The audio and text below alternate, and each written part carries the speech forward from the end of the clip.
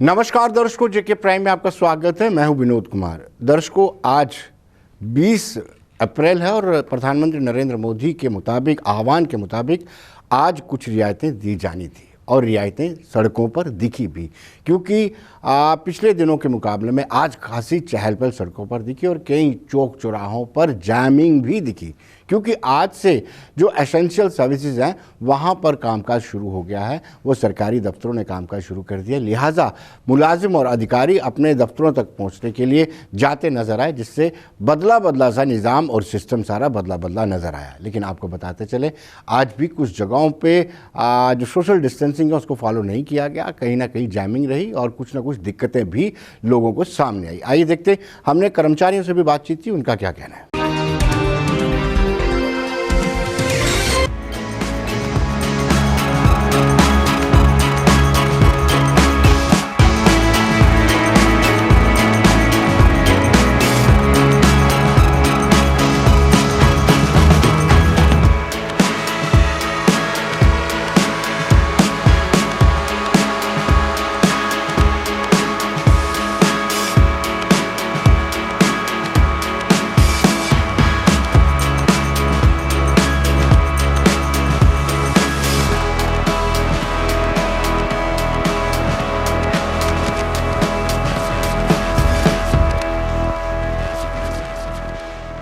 आप सबसे अपील की जाती है कि धारा 144 लागू है अभी, और सड़कों पे बिना वजह ना घूमे।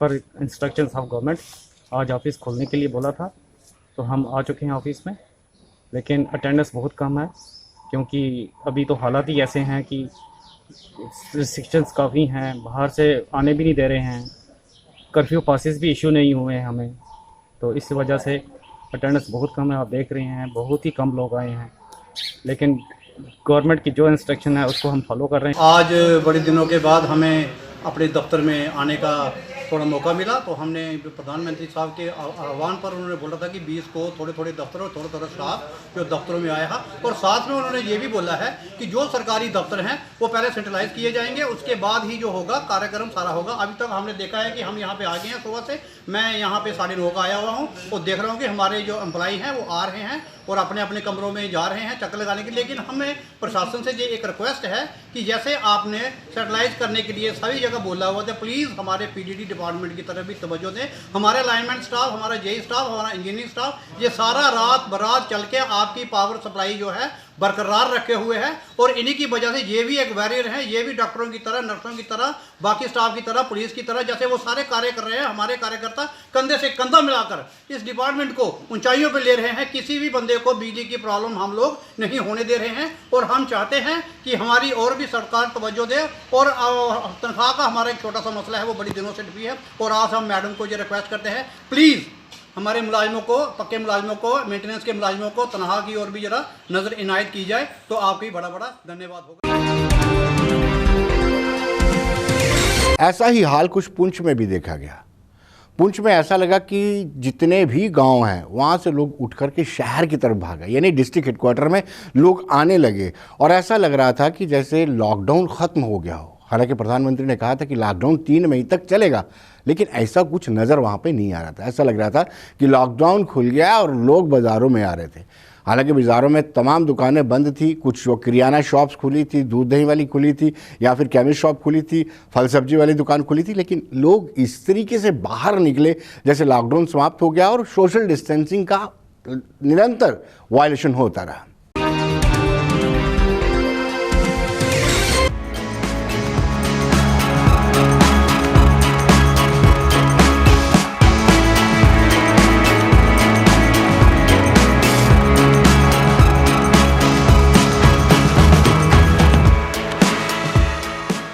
जहां कोरोना वबा को लेकर पूरे हिंदुस्तान में लॉकडाउन का दूसरा फेज शुरू हो चुका है और जिसका आज 7वां रोज मुसलसल जारी है। अगर बात की जाए यहां ज़िला पुंछ की, तो ज़िला पुंछ में जैसे कि आप देख सकते हैं कि इससे पहले तो आवाम ने लॉकडाउन का भरपूर तरीके से ताउन किया था, लेकिन अगर आज की बात की जाए तो आप यहाँ पे देख सकते हैं कि जिस तरीके से ये अफवाहें फैल रही थी कि 20 तारीख के बाद जो है कहीं ना कहीं रिलैक्सेशन दी जाएगी, लेकिन अभी तक ज़िला इंतज़ामिया की जानिब से कोई भी सर्कुलर या ऐसा ऑर्डर नहीं निकला है जिसके तहत ये कहा गया हो कि आवाम जो है वो मार्केट में आ सकती है या कोई दुकानें जो है वो खुली रह सकती हैं। देखिए, जहाँ तक लोगों के आने का ताल्लुक है, मैं खुद अपनी टीम के साथ पुंछ का पूरा दौरा किया, आउटस्कर्ट्स में भी गया। देखने में ये आया कि एक तो आज बैंकों में काफ़ी रश था। कुछ सेंट्रल की स्कीम्स हैं जिसमें बैंक्स में उनको जो है वो पैसा जो है वो डाला गया है, उसको विड्रॉ करने के लिए जो लोग हैं वो बैंकों की तरफ जा रहे थे और बैंकों के बाहर काफ़ी लंबी लंबी लाइनें जो हैं वो लगी हुई थी। वहाँ जा कर के जो सिक्योरिटी फोर्सेस के लोग हैं, पुलिस के लोग हैं, उन्होंने एक तो सोशल डिस्टेंसिंग के बारे में उनको आगाह किया और फिर खुद साथ होकर के उनको दूर दूर खड़ा होने की जो है वो सलाह दी। इसके साथ साथ लोगों में शायद ये भी एक था कि आज 20 तारीख है और हो सकता है कोई जो लॉकडाउन है उसमें कोई रिलैक्सेशन या उस तरह का कोई रिलैक्सेशन जो है वो मिल पाएगी। तो इसकी वजह से भी कुछ लोग जो हैं वो अपने गांव से टाउन की तरफ आने लगे। तो बहरहाल हमारी जो टीम्स थी वो सभी जगह पे जा कर के उन्होंने लोगों को समझाया और फिर लोग जो हैं वो अपने अपने घरों में वापस जो है वो चले गए। मैं यही चीज़ जो है वो आवाम को बताना चाहता हूँ और उनसे जो है वो दरख्वास्त भी करना चाहता हूँ कि ये जो लॉकडाउन है उसका वो सही तरीके से जो है वो उसको हर एक लिहाज से उसको माने। लेकिन दर्शकों, जो रेड जोन थे, रेड जोन जिनको पूरी तरह से सील किया गया, आज भी सख्ती बदस्तूर रही, क्योंकि रेड जोन में पॉजिटिव मामले आए हैं, लिहाजा और लोग पॉजिटिव ना हो जाएं, इसलिए उनको सील करके रखा गया। उनकी आपूर्ति, सप्लाई भी खुद पुलिस वाले कर रहे हैं। और हमने देखा जिस जगह पर नाका लगाया जाता है, अगर किसी को दवा की ज़रूरत हो वहाँ पर पुलिस दवा भी मुहैया करवा रही है। जिस जिस चीज़ की ज़रूरत पड़ती है सरकार उनको मुहैया करवा रही है। लेकिन रेड जोन को पूरी तरह से सील करना इसलिए लाजमी हो गया है कि वहाँ पे कुछ पॉजिटिव मामले आए हैं, या फिर यूँ कहा जाए पॉजिटिव के साथ साथ संदिग्ध मामले भी वहाँ पर आए हैं। तो सरकार नहीं चाहती कि वायरस फैले, लिहाजा इसलिए सरकार ने इसको पूरी तरह से सील रखा। इसमें किसी तरह की कोई रियायत नहीं दी गई।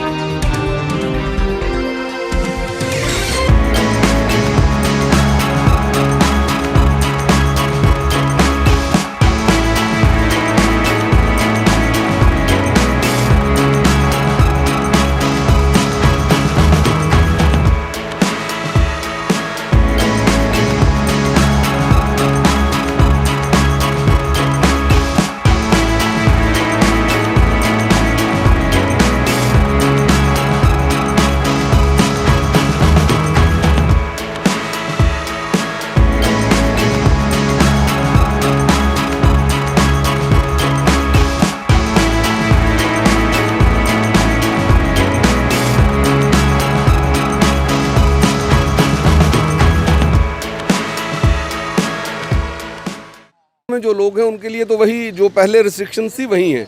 अब ये है कि कुछ लोगों को जो एसेंशियल सर्विसेज हैं उनको अलो किया जा रहा है। उसके अलावा जो है रेड जोन की वही पोजीशन है जो इससे पहले थी, और रेड जोन से बाहर कोई नहीं जा सकता, अंदर कोई नहीं आ सकता। सिर्फ ये है कि ऐसे शख्स को डिलीवरी केस है, हार्ट अटैक है या स्पेशलाइज्ड ट्रीटमेंट की ज़रूरत है, ऐसे शख्स को हम बाहर भेज सकते हैं। अंदर जितनी भी आबादी है उनकी सारी ज़रूरियात को मद्देनज़र रखा हुआ है हुकूमत ने, और ज़िला इंतज़ामिया ने मुख्तलिफ़ अपनी एजेंसियों के ज़रिए से उनकी तमाम तर ज़रूरियात को पूरा किया है। पानी, बिजली, ग्रोसरीज, सब्ज़ियाँ, हेल्थ केयर, दवाइयाँ वगैरह हर एक चीज़ अवेलेबल है, किसी चीज़ की यहाँ कमी नहीं है। ज़िला इंतज़ामिया जो हमारी डिस्ट्रिक्ट एडमिनिस्ट्रेशन है उसने अपने एजेंसीज़ के ज़रिए से इन तमाम चीज़ों को। दर्शकों, प्रवेश द्वार लखनपुर में जो पिछले कुछ दिनों से लोगों को रोका गया था, वो लोग सुजानपुर जो पंजाब में पड़ता है वहाँ पर क्वारंटीन हो रहे थे, लेकिन आज उनको इस बॉर्डर यानी यूटी में लाया गया, लखनपुर का बॉर्डर क्रॉस कराया गया। ये करीब 1111 लोग हैं और इन लोगों को अपने अपने घरों में भेज दिया गया। पहले हम बताते हैं कि लोग कितने प्रसन्न अपने आप को महसूस कर रहे हैं और क्या कहना है लोगों का।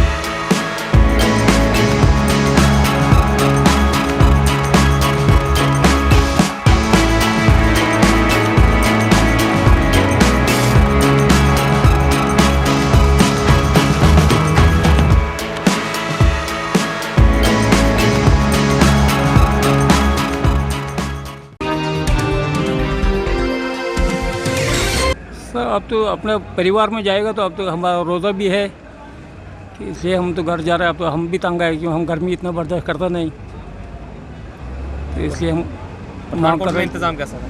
इंतजाम तो बड़ा ठीक ठाक। हाँ जी, आए थे, पीछे से ही वापस कर दिया गया था। क्या बोला गया? कि आपको आज नहीं छोड़ेंगे तो तब तक आपके लिए वहाँ पे इंतज़ाम कर दिया गया है पठानकोट में। तो आज भी 22 दिन बाद छोड़ा है। अच्छे इंतज़ाम किए थे सबों ने, पुलिस की तरफ से भी अच्छा इंतज़ाम था, बाकी वहाँ की सब डिपार्टमेंटों से अच्छा इंतज़ाम था। फिर हमने डिप्टी कमिश्नर ओपी भक्त और एसएसपी से भी बातचीत की। उन्होंने बताया कि काउंटर पार्ट यानी पड़ोसी राज्य के साथ किस तरीके से उनकी बातचीत चल रही थी, किस तरीके से क्वारंटाइन किया गया और अब 163 लोगों को रोक लिया गया है जो जम्मू और सांबा से ताल्लुक़ रखते थे। उनका तर्क है कि जम्मू में भी पॉजिटिव मामले पाए गए हैं, सांबा में भी पॉजिटिव मामले पाए गए हैं, लिहाजा जम्मू और सांबा के जितने भी लोग हैं उनको एक मरतबा फिर सेकेंड क्वारंटाइन किया जाएगा और उसके बाद उनको 14 दिन के बाद छोड़ा जाएगा।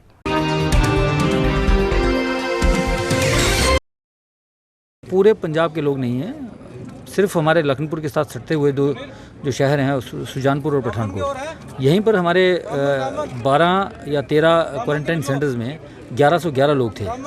वही इन लोगों को भेजा गया है, जिसमें से 350 श्रीनगर के हैं, श्रीनगर रादर पूरे प्रोविंस के हैं, मैक्सिमम कुपवाड़ा के लोग हैं और बाकी रजौरी पुंछ के हैं, डोडा, रामबन, किश्तवाड़ के और जम्मू, उधमपुर, सांबा, रियासी और कठुआ के हैं। कठुआ के 315 लोग हैं।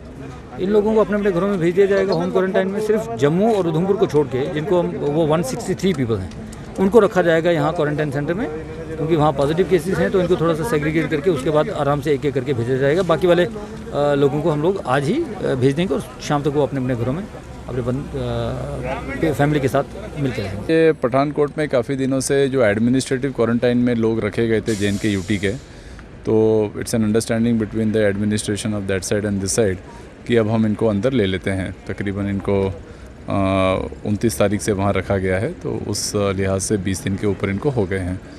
ये कुछ 1200 के आसपास लोग हैं और ये पूरे JNK के मिक्स्ड इसके अंदर लोग हैं। सर अब तो अपने परिवार में जाएगा तो अब तो हमारा रोज़ा भी है, तो इसलिए हम तो घर जा रहे हैं। अब तो हम भी तंग आए क्यों, हम गर्मी इतना बर्दाश्त करता नहीं, तो इसलिए हम मांग कर रहे हैं। इंतजाम कैसा था? इंतजाम तो बड़ा ठीक ठाक। हाँ जी, आए थे, पीछे से ही वापस कर दिया गया था। क्या बोला गया? कि आपको आज नहीं छोड़ेंगे तो तब तक आपके लिए वहाँ पे इंतज़ाम कर दिया गया है पठानकोट में। तो आज भी 22 दिन बाद छोड़ा है।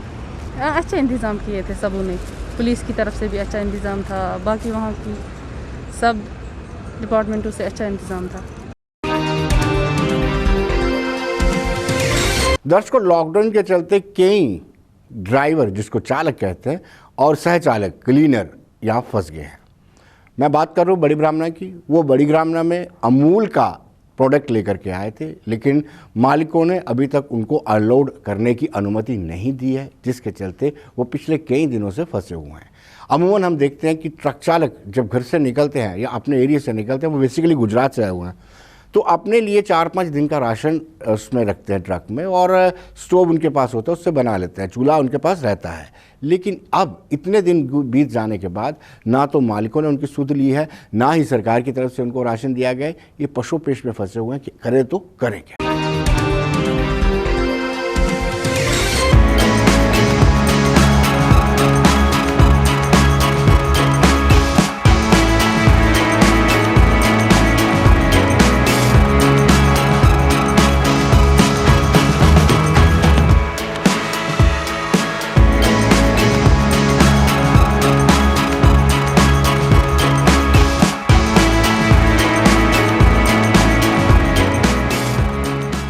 ਗੱਡੀਆਂ ਆਈਆਂ ਜੀ ਗੁਜਰਾਤ ਤੋਂ ਮਾਲ ਲੈ ਕੇ ਇੱਥੇ ਦੁੱਧ ਅੰਬੂਲ ਦਾ। ਇੱਥੇ ਗੱਡੀਆਂ ਨੂੰ ਕਿਸੇ ਨੂੰ 8 ਦਿਨ ਹੋ ਗਏ ਖੜੀਆਂ ਨੂੰ, ਕਿਸੇ ਨੂੰ 10 ਦਿਨ ਹੋ ਗਏ। ਗੱਡੀ ਵਾਲਾ ਰਾਸ਼ਨ ਗੱਡੀ 'ਚ ਲੈ ਕੇ ਆਉਂਦਾ 2 ਦਿਨਾਂ ਦਾ 4 ਦਿਨਾਂ ਦਾ ਰਾਸ਼ਨ ਬਿਨਾਂ ਪ੍ਰੋਬਲਮ। ਫਿਰ ਦੂਜਾ ਨੰਬਰ ਇਹ ਆ ਵੀ ਸਰਕਾਰ ਤਾਂ ਦੀ ਹੈ ਵੀ 10 ਬੰਦੇ ਨੇ ਕਿਤੇ ਇਕੱਠੇ ਨਹੀਂ ਹੋਣਾ, ਤੇ ਅੰਬੂਲ ਵਾਲੇ ਇੱਥੇ 20 ਗੱਡੀਆਂ 25 ਇਕੱਠੀਆਂ ਕਰੀ ਬੈਠੇ ਹੈਗੇ, ਖਾਲੀ ਨਹੀਂ ਕਰਦੇ। ਦਿਹਾੜੀ ਦੀ ਇੱਕ ਗੱਡੀ ਖਾਲੀ ਕਰਦੇ ਆ ਤੇ ਗੱਡੀਆਂ ਖੜੀਆਂ 18, ਜਿਹਦਾ ਅੱਜ 18ਵੇਂ ਦਿਨ ਨੰਬਰ ਆਊਗਾ ਤੇ 18 ਦਿਨ ਉਹਨੂੰ ਇੱਥੇ ਬਿਮਾਰੀ ਦੇ ਵਿੱਚ ਖੜਨਾ। ये फंसे हुए ट्रक चालक असमंजस में हैं। कभी इनको लगता है कि माल समेत वापस चले जाएंगे, ये अगर माल समेत वापस चले जाते हैं तो ट्रक का भाड़ा इनको नहीं मिलता है। अगर यहाँ और देर तक रुकते हैं तो कोई इनकी सुध नहीं ले रहा है। ये बार बार सरकार से आग्रह कर रहे हैं, गुजारिश कर रहे हैं कि उनको राशन पानी की व्यवस्था की जाए जब तक लॉकडाउन चल रहा है। हालांकि आवश्यक वस्तुओं को लेकर के प्रधानमंत्री नरेंद्र मोदी और एडवाइजरी के मुताबिक ये ट्रक वाहनों को राष्ट्रीय राजमार्ग पर नहीं रोका जाएगा, लेकिन ये रुके हुए हैं। कारण ये बताते हैं कि स्टोर में इनको अनलोड करने नहीं दिया जा रहा है, और जो अनलोड जब तक नहीं करने दिया जाएगा तब तक ये जा भी नहीं सकते हैं। गुजरात तो अमूल का दुध लैके आए थे, इत्थे अमूल का डीपू है जी। कई गड्डियां नूं 10-10 दिन हो गए खड़ियां नूं। जदों जाके असीं गड्डियां वाले इन्हां नूं सवाल करते हैं भी गड्डियां खाली क्यों नहीं कर रहे, ये कह रहे हैं साडे कोल जगह है नहीं, साडे कोल क्रेट है नहीं। जे इन्हां कोल जगह है नहीं तो इन्नी गड्डी मंगा काहदे वास्ते रहे है? पिछे कंपनी नूं कह देन भी गड्डी ना भेजो। हुण गड्डी वाले ने तो जगह इन्हां नूं लैके नहीं देनी, जां गोदाम नहीं लैके देना जी। 4-4 दिन तो इत्थे कई बंदे भुखे बैठे, रात 2 गड्डियां आईयां सीगीआं, वो राशन लैके आए सारे वास्ते। ठीक है जी, असीं तो प्रशासन दे ते कोल दी सारे लंघ जांदे आ, पुलिस वाले भी लंघ के जांदे आ, कोई नहीं इत्थे पुछदा पिया भी तुसीं किहड़ा काहदे वास्ते खड़े आ जी, कोई की परेशानी तुहानूं। ਅਸੀਂ ਤਾਂ ਇਹੀ ਮੰਗ ਕਰਦੇ ਹਾਂ ਪ੍ਰਸ਼ਾਸਨ ਕੋਲੋਂ ਸਾਡੀਆਂ ਗੱਡੀਆਂ ਦਾ ਕੋਈ ਸਮਾਧਾਨ ਕੀਤਾ ਜਾਵੇ। 20-25 ਗੱਡੀਆਂ ਖੜੀਆਂ ਇੱਥੇ ਜੀ। ਅਹਿਮਦਾਬਾਦ ਤੋਂ ਭਰ ਕੇ ਆਏ ਦੁੱਧ ਅਮੂਲ ਦਾ। ਅਸੀਂ ਇੱਥੇ ਆਏ, ਇੱਥੇ ਡਿਪੂ ਆ ਜੀ ਅਮੂਲ ਦਾ। ਇੱਥੇ ਜਦੋਂ ਵੀ ਮਤਲਬ ਅਸੀਂ ਜਾ ਕੇ ਉਹਨਾਂ ਨਾਲ ਗੱਲ ਕਰਦੇ ਆ, ਉਹ ਸਾਨੂੰ ਇਹ ਕਹਿੰਦੇ ਸਾਡੇ ਕੋਲ ਜਗ੍ਹਾ ਨਹੀਂ ਹੈ, ਸਾਡੇ ਕੋਲ ਕਰੇਟ ਨਹੀਂ ਹੈ, ਸਾਡੇ ਕੋਲ ਲੇਬਰ ਨਹੀਂ ਹੈ। ਇਹ ਜੋ ਕਿ ਸਾਡੇ ਫੰਡੇ ਨਹੀਂ ਹੈ ਡਰਾਈਵਰ ਮਹਿਕਮੇ ਦੇ। ਸਾਡਾ ਕੰਮ ਹੈ ਗੱਡੀ ਭਰ ਕੇ ਲਿਆਉਂਦੀ ਔਰ ਗੱਡੀ ਖਾਲੀ ਕਰਨੀ। ਇਹਨਾਂ ਦਾ ਹੱਕ ਬਣਦਾ ਸਾਡੀ ਗੱਡੀ कम से कम 24 घंटे ਦੇ ਤਾਂ ਜ਼ਰੂਰ ਖਾਲੀ ਕੀਤੀ ਜਾਵੇ ਹੈ ਨਾ। ਅੱਜ ਸਾਨੂੰ 10-10 ਦਿਨ ਹੋ ਗਏ ਸਾਡੀਆਂ ਗੱਡੀਆਂ ਖੜੀਆਂ ਨੂੰ। ਕਿਸ ਗੱਲ ਤੇ ਖੜੀਆਂ? ਸਾਨੂੰ ਇੰਨੀਆਂ ਸਾਡੀਆਂ ਵੱਡੀਆਂ ਕਿਸ਼ਤਾਂ ਜੀ, ਇੰਨਾ ਸਾਨੂੰ ਖਰਚਾ ਪੈ ਰਿਹਾ। ਇਹ ਸਾਨੂੰ ਬਗੈਰ ਮਤਲਬ ਸਾਡੀਆਂ ਗੱਡੀਆਂ ਨੂੰ ਗੋਡਾਊਨ ਬਣਾ ਕੇ ਰੱਖਿਆ ਹੋਇਆ। दर्शकों, प्रधानमंत्री नरेंद्र मोदी के आह्वान पर 22 मार्च को 130 करोड़ जनता, जो भारत की जनता है, उन्होंने इन कोरोना योद्धाओं के लिए ताली, थाली और बिगुल बजाया था। लेकिन आज इन पर कहीं ना कहीं बर्बरता इनके साथ की जा रही। बहुत ऐसे मामले हैं डॉक्टर्स के साथ बेअदबी, पुलिस वालों के साथ बेअदबी, लेकिन डॉक्टर्स ने अब ये फैसला लिया है कि इस बेअदबी के खिलाफ वो 24 को बतौर काले दिवस के रूप में मनाएंगे। उनका कहना है कि काली पट्टी बांधकर वो काम करेंगे, काम करते रहेंगे, क्योंकि उनको पता है कि उनकी भूमिका क्या है। हम बार बार इसका जिक्र करते हैं कि इस वक्त धरती पर कोई भगवान का रूप है तो ये प्रहरी है। यही लोग हैं जो लोग डॉक्टर कहिए, नर्सिस कहिए, फोर्सेस कहिए या फिर सफाई कर्मचारी कहिए, पैरामेडिकल स्टाफ कहिए, ये सब लोग इस वक्त भगवान का रूप हैं, लेकिन इनके साथ जो बेअदबी करते हैं वो समाज के दुश्मन हैं। ये एक अफसोसजनक बात है। हम मीडिया में देखते हैं, न्यूज़पेपर में पढ़ते हैं कि हमारे कुछ हेल्थ केयर वर्कर के साथ कईयों को मकान खाली करवाए जा रहे हैं, किन्हीं के साथ बदतमीज़ी हो रही है, कईयों के ऊपर पत्थरबाजी की जा रही है। तो ये एक सोसाइटी को समझने की ज़रूरत है। और मैं ये भी समझता हूँ शायद ये कुछ चुनिंदा से लोग हैं, 2% या 3%। बाकी जो मेरा अपना एक्सपीरियंस है सोसाइटी के साथ, वो 98% हमें सपोर्ट कर रहे हैं। हमारी ताली भी बजी, हमारे लिए थाली भी बजी, हमारे लिए घंटियाँ भी बजी। तो दशा हम सुबह 4 बजे उठते हैं, पहले मिलके खाना बनाते हैं, बर्तन भी साफ़ करते हैं, कपड़े भी धोते हैं, घर की सफाई भी करते हैं, और उसके बाद हम ड्यूटीज़ पे जाते हैं। तो शायद ये सोसाइटी में हमारे लीडर्स को चाहिए कि ये मैसेज फैलाएं कि डॉक्टर्स का साथ दीजिए, डॉक्टर्स आपके लिए हैं, आपके लिए काम कर रहे हैं। जैसे फौजी बॉर्डर की सुरक्षा करता है, वैसे डॉक्टर आपकी सुरक्षा के लिए अपने घर से निकले हैं। तो डॉक्टर्स के घर की सुरक्षा, डॉक्टर्स की हेल्प करना आपका कर्तव्य है, उनके घर को देखना आपका फ़र्ज़ है। बिल्कुल ये देशव्यापी ऐसा हो रहा है कि अब यहाँ कोविड में कोरोना वायरस से लड़ने के लिए हमारे पूरी हेल्थ की टीम जितनी भी हैं, सारे एम्प्लॉयज़ हमारे देश भर में अलग अलग जगहों पे हॉस्पिटल्स में लोगों की सेवा करने में लगे हुए हैं। पर कुछ जगहों पे ऐसे इंसिडेंट्स देखने को मिल रहे हैं कि मकान मालिक जो हैं डॉक्टरों को, पैरामेडिक्स को अपने घरों से निकाल, जहाँ वो किराए पे रह रहे हैं उनको वहाँ से निकालने की बात कर रहे हैं। और दूसरा, हमारे जो इंडियन मेडिकल एसोसिएशन है, इन्होंने 23 तारीख को थर्सडे को एक कॉल दिया जिसमें कि हम ब्लैक डे मना रहे हैं पूरे इंडिया में। जितने भी डॉक्टर्स हैं वो ब्लैक बैजेस अपने ऊपर बांधेंगे ड्यूटी देते हुए। गवर्नमेंट को ये अपना रोष व्यक्त करने का एक साइलेंट सा तरीका है जिसमें कि हम अपना काम भी करते रहेंगे और उसके साथ साथ अपना रोष भी व्यक्त करेंगे। दर्शकों, डॉक्टरों का कहना है कि हम जान जोखिम में लगा करके लोगों का उपचार कर रहे हैं, सीधे सीधे वायरस से टक्कर ले रहे हैं, और उसके बाद लोग हमसे बेअदबी करें, ये कतई बर्दाश्त नहीं करेगा। हम एक सांकेतिक स्ट्राइक कर रहे हैं, काला दिवस मना रहे हैं, ताकि लोगों को इस बात का एहसास हो कि हम सीधा रिस्क लेकर के जान जोखिम में डाल के उनका उपचार कर रहे हैं और वो लोग हमसे बेअदबी करते हैं। जो फ्रंट लाइन पे डॉक्टर काम कर रहे हैं उनका हमें मॉरल बूस्ट करना है, उनको और बूस्ट करना है कि उनको कोई प्रॉब्लम तो नहीं आ रही, वो पूछना है उनको। हालांकि उनको ये बोलना है कि आप हमारे घर से निकल जाइए, आप अभी कहीं और अपना बंदोबस्त कर लीजिए। It is totally unacceptable thing at this time. तो मैं पब्लिक से ये अपील करता हूँ कि ऐसा नहीं करिए। इसके लिए हमारी IMA ने एक कॉल किया है कि हम 24 अप्रैल को ब्लैक बैजेस पहनेंगे ताकि पब्लिक को अपना रोष व्यक्त करें। काम भी हम अपना करते रहेंगे और साथ में एक अपना रोष भी व्यक्त करेंगे, एक ब्लैक बैजेस पहन के, कि हम काम भी कर रहे हैं और अपना रोष भी व्यक्त कर रहे हैं। तो मैं पब्लिक को एक बार फिर से अपील करता हूं, पूरे एडमिनिस्ट्रेशन को, गवर्नमेंट से भी ये अपील करता हूं कि प्लीज़ ये जो मैटर्स हैं इनको देखिए, ताकि हमारे जो फ्रंट लाइन वर्कर्स हैं उनका जो मॉरल हो वो बूस्ट होता रहे, ना कि वो गिरे। दर्शकों, महाराष्ट्र में साधुओं की मॉब लिंचिंग पर साधु समाज, विश्व हिंदू परिषद पूरी तरह गुस्से में है, और वाकई में होना चाहिए। एक तरफ लॉकडाउन लगा हुआ है, एक तरफ लॉकडाउन है, और दूसरी ओर हुजूम उमड़ कर आता है और 2 साधुओं को मार देता है, और इतनी बुरी तरह से मॉब लिंचिंग करता है कि आप उस वायरल वीडियो को देखकर ही आपके रोंगटे खड़े हो जाते हैं कि किस तरीके से, क्या ये मानव है, इंसान है, दानव है या जानवर है, ये आप सोचने पर मजबूर हो जाते हैं। शायद यही एक कारण है। हमने विश्व हिंदू परिषद के कार्यकारी अध्यक्ष राजेश गुप्ता से जानना चाहा तो उन्होंने कहा कि कहीं ना कहीं ये वो ग्रुप है, उन ग्रुप को भी आगे आना चाहिए था जो अवार्ड वापसी की बात करते हैं, टुकड़े टुकड़े की बात करते हैं।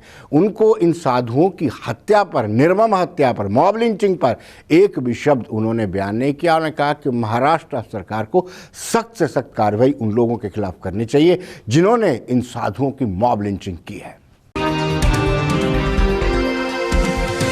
हिंदू साधुओं का इस तरह से निर्ममतापूर्वक पुलिस की मौजूदगी में कत्ल होना, ये महाराष्ट्र की शिवसेना लेड सरकार के ऊपर एक बहुत बड़ा धब्बा है।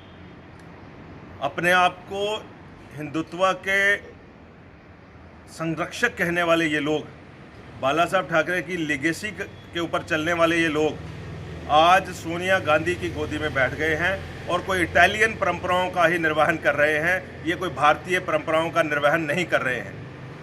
और इसके साथ साथ मुझे ये कहना है कि मुंबई की वो फिल्म ब्रिगेड या वो अवार्ड वापसी गैंग, उनमें से कोई भी किसी को भी इस हत्याकांड के ऊपर कोई तकलीफ़ नहीं है। सभी चुप्पी साधे हुए हैं।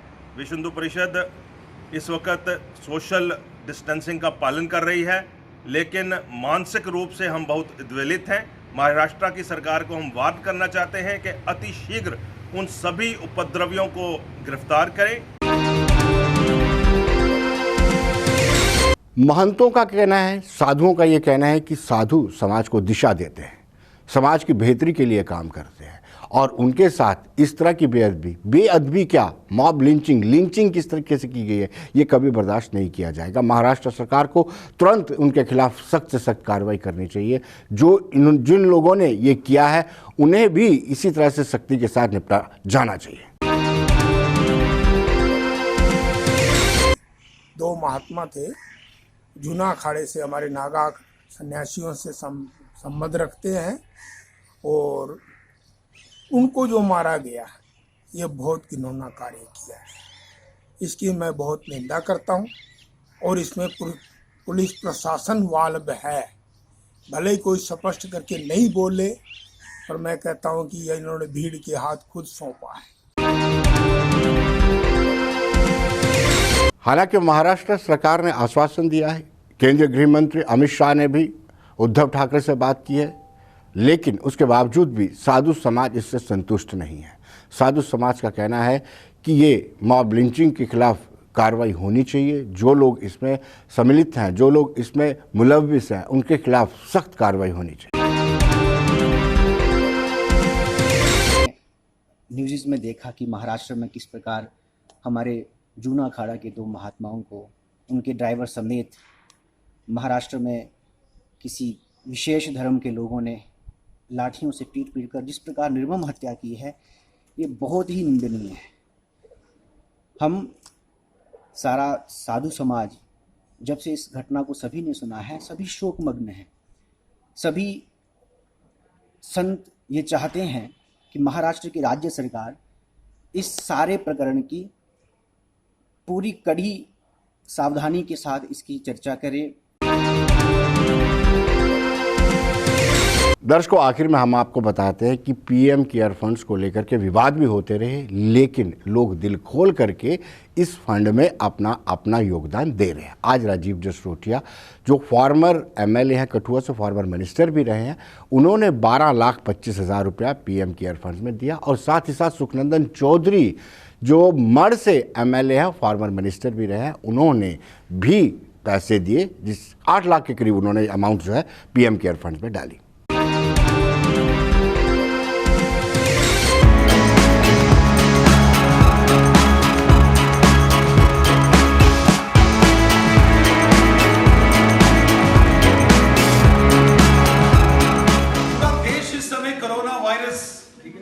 इन्फेक्शन से लड़ रहा है। माननीय प्रधानमंत्री नरेंद्र मोदी साहब के आह्वान पर करोड़ों देशवासियों ने पीएम केयर्स फंड में आर्थिक सहयोग किया है। मैं धन्यवाद करता हूं भारतीय जनता पार्टी डिस्ट्रिक्ट कठुआ की टीम को, हमारे वहां के पूर्व मंत्री, पूर्व विधायक श्रीमान राजीव जसरोटिया जी, वहां के जिलाध्यक्ष श्रीमान रघुनंदन जी बबलू और उनकी सारी टीम का, जिन्होंने 12 लाख रुपए से भी अधिक की धनराशि प्रधानमंत्री केयर्स फंड में डोनेट की है।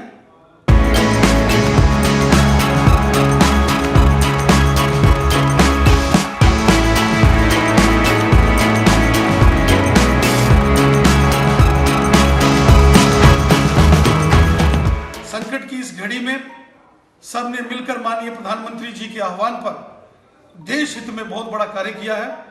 मैं मढ़ विधानसभा के सभी कार्यकर्ताओं को, वहां के मंडल अध्यक्ष, वहां के माननीय विधायक महोदय, इन सब का हृदय से धन्यवाद करता हूं कि संकट की इस घड़ी में दिल खोलकर उन्होंने देश हित में बहुत बड़ा कार्य किया है और 8 लाख रुपए की राशि पीएम केयर्स फंड में उन्होंने दान दी है। मैं इसके लिए सभी कार्यकर्ताओं का हृदय से बहुत बहुत धन्यवाद और आभार व्यक्त करता हूं। तो दर्शकों, आज के कार्यक्रम में बस इतना ही। कल फिर होगी मुलाकात। मुझे और मेरी पूरी टीम को दीजिए इजाज़त। नमस्कार।